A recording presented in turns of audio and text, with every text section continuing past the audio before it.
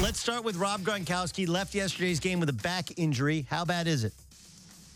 Yeah, it's still pretty unclear, Doug, but anytime Gronkowski's name is mentioned with the word back, that sends up red flags here in New England because a back injury is the reason why this guy, Hall of Fame talent, was even available to the Patriots in the second round back in 2010. Obviously, the serious injury in college that slid him way down draft boards around the league. So have to keep an eye on this, and have to keep an eye on this tight end position in general, because Martellus Bennett, he is incredibly banged up as well. The guy's been playing through an ankle injury since week 5. He has a shoulder issue.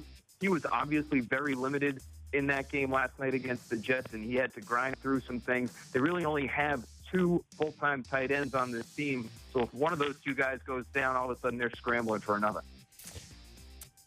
Are the Pats vulnerable? I mean, look, the Jets aren't very good. I think everybody knows the Jets aren't very good. And it seemed to take them a while to take control of that game. Do you think they've showed some vulnerability of late?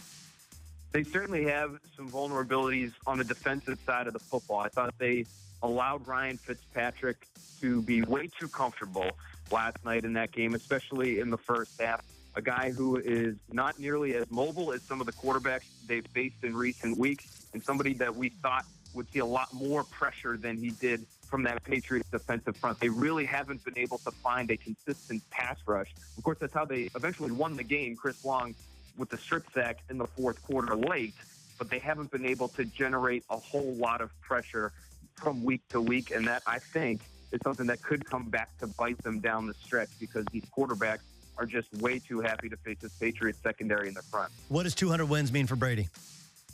It means a lot. I don't think he wants to talk about it because it's an individual stat, and a lot of those wins came with guys that aren't on the roster right now. But he understands his place in history and his legacy and how the conversation goes when it comes to his place in history next to Peyton Manning. And the fact that he's going to surpass that guy, I think, does mean a lot to him.